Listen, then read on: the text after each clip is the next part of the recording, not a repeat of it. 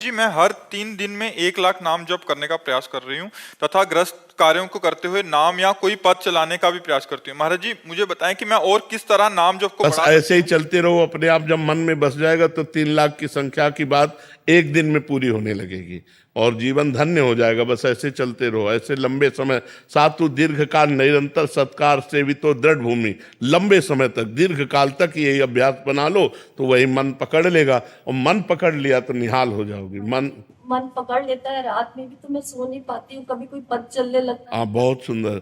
और उसमें हानि नहीं होगी। जैसे हम भजन करते हुए जग रहे ना, तो जगने की कोई हानि नहीं होगी उसमें, क्योंकि जो हम संसार का चिंतन छोड़कर गाढ़ नींद में आनंद लेते हैं, वही हम भगवान का चिंतन करते हुए हमारी इंद्रियां पावरफुल हो जाती हैं। दिन भर हम एक्टिव बहुत रहते हैं, कभी ऐसा भी नहीं रहता। खूब खूब नाम जप करो, ज्यादातर गुप्त रखो, अपनी साधना प्रकाशित ना करे। कोमल जी भिवानी से। राधे राधे महाराज।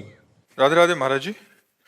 महाराज जी, क्या आज के समय में संसारिक और ग्रस्त जीवन में रहकर भगवान की प्राप्ति की जा सकती है? महाराज जी, इनका प्रश्न नहीं है की कि जा सकती। भगवान की प्राप्ति के लिए जो सबसे ज्यादा जरूरी है वो एकांत और शांत माहौल में रहकर। नहीं, ऐसा नहीं। भगवान की प्राप्ति के लिए एकांत जरूरी नहीं। भगवान की प्राप्ति के लिए काम छोड़कर बैठना, कायर होना जरूरी नहीं है। भगवान की प्राप्ति के लिए मामुनिस्मर युद्ध च, अर्जुन जी को आदेश कर रहे हैं, तस्मात् सर्वदा सर्वकालेषु मामुनिस्मर, हर परिस्थिति में मेरा स्मरण करो और युद्ध च, अपने कर्तव्य का पालन करो। एकांत किसे कहते हैं? हृदय में जो भगवान का सुमिरन होता है, उससे बढ़कर एकांत नहीं। कहाँ जाओगे एकांत? अब बोलो हमें, तुम कहाँ जाओगे एकांत? जितनी भीड़ तुम्हारे गांव में नहीं होगी, उससे ज्यादा हरिद्वार में है, वृंदावन में है, अयोध्या में, जो तीर्थ स्थल है, जो बड़े बड़े भगवान के पवित्र स्थान है, वहां भीड़ ही भीड़ देख लो। तो एकांत कहाँ जाओगे? कहाँ बैठोगे एकांत? ये महाराज जी गृहस्थ जीवन में रह के तो क्यों? गृहस्थ जीवन में क्या परेशानी? सुबह से उठ के राम राम राधे राधे रट रहे, अपना काम कर रहे हैं, इसी से भगवत प्राप्ति हो जाती है। बच्चे आ गए, बीवी आ गई, कोई परेशानी नहीं। बच्चे में भगवान है, बीबी में भगवान है। हमको भावना ही तो बदलनी है। अपने घर से हम शुरू करते हैं सब में भगवान को देखना। और नाथ सकल संपदा तुम्हारी, मैं सेवक समेत सुतनारी। बहुत बढ़िया भजन हो रहा है। क्या बाबा जी बन करके लोगों से मिलना नहीं होता क्या? पेट भरने के लिए मांगना होता है।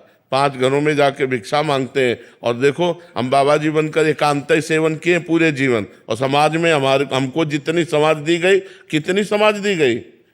तो भगवान ने दिया कि नहीं दिया? दिया तो समाज ही, वही समाज आपको दिए। तुम्हारी तो छोटी समाज है, तुम्हारे 5-6 लोग होंगे घर में, हमारे 500 लोग हैं। विरक्त विरक्त और गृहस्थ जोड़ लो तो 50,000 हो गए। तो हमारा कहने का तात्पर्य है, एकांत का मतलब है हृदय में भगवान का सुमिरन करना। एकांत में कहीं भी बैठ जाओ जाके, तुम्हारा अभी तो भजन का मन करता है, और एकांत में बैठ जाओगे तो भोगों का मन करेगा। लिख लो कागज में। अभी घर में हो तो वृंदावन आने का मन करता है, और वृंदावन में आके तुम्हें हम सब सुविधा दे दें, एक कमरा समय से टिफिन कमरे में पहुंच जाएगा, भजन करना है, आप भाग ना जाओ तो मैं बता देना। जब लड़कवा कहता है ना पापा, वो जब कान में आएगी सावा, भाग जाओगे। एसी रूम छोड़ के भाग जाओगे।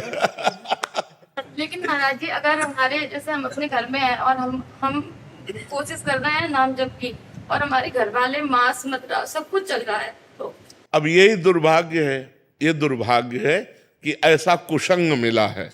मतलब अब इसको हम क्या कह सकते हैं कि एक व्यक्ति है जो भगवान के नाम का जप करना चाहता है, भगवान, लेकिन फिर भी भक्ति हो सकती है। क्योंकि जब लंका में भक्ति हो सकती है तो भक्ति हो सकती है, नहीं हो सकती?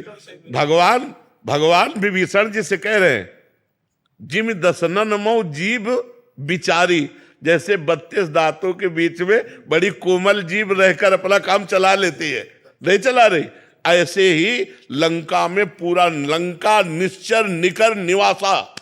यहां कहां सज्जन करवासा, लेकिन वहां भी विभीषण जी ने भक्ति की। ऐसी भक्ति की कि भगवान ने कहा तुम सरीखे संत प्रेम रे।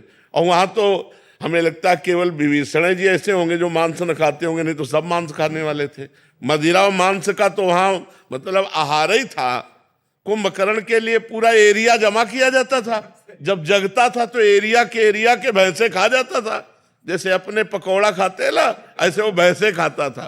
भैंसे है, बकरी है, सब मतलब तभी भगवान ब्रह्मा जी ने उसे 6 महीने सोने का, कि एक दिन जगे 6 महीने सोए ले तो पूरी सृष्टि का आहार कर जाएगा। ऐसे लोगों के बीच में रहकर उसने भजन किया। तो आप घबराइए मत, वो जो जैसा करेगा वैसा फल पाएगा। आप अंदर ही अंदर राधा जपिए, अंदर अंदर इसलिए करें कि बाहर कंठी बांधोगे, तिलक बांधोगे तो मांस मदिरा पीने वाले लोग वो आपका हो सकता है विरोध करें। तो हमें लगता है भक्ति विरोध नहीं। अगर कोई कह रहा कंठी ना बांधो तो ये ले उतार के रख दिए। भक्ति अंदर का विषय है। बिल्कुल संसारी बन के रहो और अंदर राधा राधा जपो, तुम्हें भगवान की प्राप्ति होगी। भजन से भगवान की प्राप्ति होती है, ना कि बाबा जी बनने से भगवान की प्राप्ति होती है, ना कहीं भागने से भगवान की प्राप्ति होती है। सच्ची मानो, आप अपने घर में मेहनत की कमाई का जो अन्न पा रहे हो और जो भजन कर रहे हो और कभी भूखे टूटे को आपने भोजन करा दिया, ये सबसे बढ़िया बात है। हम लोगों का हिसाब कटता है। जो हम वस्त्र पहने इसमें इसका भजन जाता है, जो प्रणाम करते हैं उनको भजन जाता है, जो भोजन देते हैं उनको भजन जाता है। ये सब फ्री नहीं है, यहाँ सबका टैक्स है। और अगर भजन कम पड़ गया तो हमको नरक जाना है। हरई शिष्य धन शोक न हरई, सो गुरु गोर नरक मा परई। अच्छा, आप इस भागवतिक टैक्स से बचे। मेहनत की कमाई से कपड़े पहनते हैं, मेहनत की कमाई खाते हैं और अपनी मेहनत की कमाई दूसरों को भी दे देते हैं। गौ सेवा, संत सेवा, आए हुए अतिथि की, भिक्षुक की सेवा। तो गृहस्थी धर्म बहुत बड़ा है। हम लोग गृहस्थी धर्म में ही पैदा हुए और गृहस्थी धर्म से ही हमारा पोषण होता है।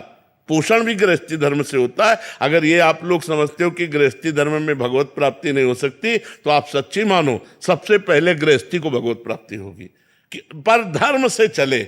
अब पराई बहनी बिटिया से गंदी बातें करो, शराब पियो, मांस खाओ तो नरक जाओगे। चाहे और अगर अच्छे आचरण करोगे, 4 रोटी अपने से बचा करके गौ सेवा, संत सेवा में दे दी, तो वही तुम्हें भगवत प्राप्ति कराएगा। खूब नाम जप करो, कोई परेशानी नहीं। कहाँ भाग के जाओगे? आज हमें एकांत बता दो, कहाँ एकांत है? कहीं एकांत नहीं बचा। हिमालय में भी चले जाओ तो वहां भी लोग आजकल जो है जहां भी एकांत समझते हो वही शूटिंग शुरू है। हाँ, कि नाम पर जब करते हैं 10 मिनट एकांत में बैठ के, तो उसी टाइम पे पत्नी कुछ काम बता देती है, बच्चा कोई बात नहीं तो उठ के खड़े हो गए और काम करने लगे। राधा राधा अपना काम करने के लिए चल दिए। राधा भगवान को एकांत में बैठकर भजन करने से नहीं मिलते। काम करते हुए भजन करना सबसे श्रेष्ठ बात है। झाड़ू लगा रहे, फावड़ा चला रहे, व्यापार कर रहे हैं, पानी ला रहे, कुछ भी काम कर रहे, राधा राधा राधा राधा, क्या जाता है? माले चलाने से भगवान प्राप्त होते हैं? भगवान सुमिरन करने से प्राप्त होते हैं। हम सुमिरन करें भगवान का, माला के बिना सुमिरन करें। गिन लो भगवान, तुम गिन लो, वो तो सब जान ही रहे हैं। तो खूब भजन करो और गृहस्थी में रहो। और ये जरूर करो कि अपनी कमाई का 4 रोटी का हिस्सा कभी किसी भूखे को खवा दो, कभी किसी गाय को दे दो, कभी किसी बीमार को 10 रुपया तुम्हारे लग जाए। ये बढ़िया परोपकार। परोपकार ये गृहस्थी में जरूर करना चाहिए और नाम जप करना चाहिए और भगवान के आश्रित रहना चाहिए। आश्रित का मतलब नाथ सकल संपदा तुम्हारी, मैं सेवक समेत सुतनारी। बढ़िया भजन है, कोई परेशानी नहीं, कहीं भागने की जरूरत नहीं, ये सोचने की जरूरत नहीं कि बाबा जी ज्यादा भजन कर लेते हैं। ऐसे किया ना आपने, ऐसे इसका भी टैक्स है, हमारा भजन जाएगा आपके पास।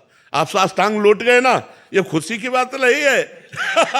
तुम्हारे पुण्य जा रहे हैं। अगर भजन नहीं करोगे तो वो साष्टांग वाला पुण्य ले गया और तुम नरक जाओगे। बहुत होश की बात है, ये कोई खिलवाड़ नहीं। ये जो सिद्ध पुरुष भजन में निरंतर लगे, उन्हीं से जगत का कल्याण होता है, वही मंगल होता है। नहीं तो एक एक का टैक्स है। जैसे भारत सरकार का हर वस्तु में टैक्स है ना, ऐसे भगवान का टैक्स है। हर एक चीज में टैक्स है। कोई तुम्हारे पैर छू रहा, कोई तुम्हारी बड़ाई कर रहा, कोई तुम्हें प्रणाम कर रहा, कोई वस्त्र दे रहा है, कोई भोजन दे रहा, कोई धन दे रहा है, वो सब भजन ले रहे हैं। वो हमारा सब भजन ले रहे हैं, कोई खिलवाड़ नहीं है। राधे राधे महाराज जी। महाराज जी, मैंने अपने आप को कभी भी किसी परपुरुष से टच नहीं कराया और ना ही शादी से पहले ना ही आज। महाराज जी, अपने पति के अलावा धन्यवाद कभी किसी का देते सोचा हैं, भी नहीं। धन्यवाद देते हैं। ऐसी माई बहनें अगर अपने जीवन को पवित्र रखें और हमारे समाज का बड़ा मंगल हो जाए। ऐसी माताओं बहनों से जो पुत्र होते हैं वो राष्ट्र भक्त और भगवत भक्त होते हैं। जो व्यभिचार प्रवृत्ति से युक्त हैं वो ऐसे संतानों को उत्पन्न नहीं कर सकती, उनमें क्षमता नहीं है। ये जो गर्लफ्रेंड बॉयफ्रेंड चला है, गंदी बातें चली है, ये बहुत खतरनाक है। हम मतलब हमारे हृदय शीतल होता है जब कोई कहता है मैं धर्म से चलता हूँ, मैं कभी किसी को इस गंदी बातें नहीं। ये तो एक मतलब आश्चर्य की बात है। नहीं, आज तो बच्चियाँ एक बॉयफ्रेंड, फिर ब्रेकअप, फिर दूसरा बॉयफ्रेंड, फिर ब्रेकअप, फिर तीसरा बॉयफ्रेंड। ये क्या चल रहा है? ये चल क्या रहा है? गंदी बातें हैं कि नहीं? गंदी बातें, कितनी गंदी बातें। हमारा जो भारत देश है वो धर्मयुक्त है, तो हमारे सनातन धर्म में वो एक बार जिसका स्पर्श हो गया आजीवन उसी के निर्वाह किया जाता था। इसीलिए बड़े बुजुर्ग ब्याह कराते थे। लड़की लड़का परस्पर देखा नहीं, बड़े बुजुर्ग ब्याह करा, पूरे जीवन निर्वाह होता था। और यहाँ प्रेम विवाह होता है, साल भर में तलाक हो जाती है, 6 दिन में तलाक हो जाती है। प्रेम करे तो थोड़ा निर्वाह करना भी सीखे। प्रेम करने वाला सहनशील होता है, अपने प्यारे को सुख पहुंचाता है। आज का समय तो बहुत धन्यवाद है। जैसा आप, क्या प्रश्न है आप? महाराज जी आप कह रहे हैं कि मतलब अपने पति देव के अलावा मेरा कोई वो नहीं है, बट लेकिन महाराज जी हम दोनों में लड़ाई भी हो जाती है और गुस्से में अपशब्द हो जाते हैं, क्या मैं पतिव्रत स्त्री हूँ? हाँ, पतिव्रता। बिल्कुल। हम जैसे हम भगवान के भक्त हैं और हमें कोई परेशानी पड़ी और हम उसको निपटा नहीं पाते तो हम नाराज भी होते हैं भगवान से। छोटा बच्चा जब गिर पड़ा और माँ दौड़ के उठाने गई तो उसने बा के थप्पड़ जमाया कि अब उठाने आए हो, जब हम गिर रहे थे तब कहाँ थी? जब हम गिर रहे थे तब छोटा बच्चा नहीं गिर जाता, और माँ थी तो माँ से ही लड़ता है माँ को, क्योंकि वो जानता है माँ के सिवा मेरा कोई नहीं है। अब मैं गिर गया तब उठाने आई हो, तो गिरने के पहले उठा लेते। ऐसे हम लोग भगवान से भी लड़ जाते हैं।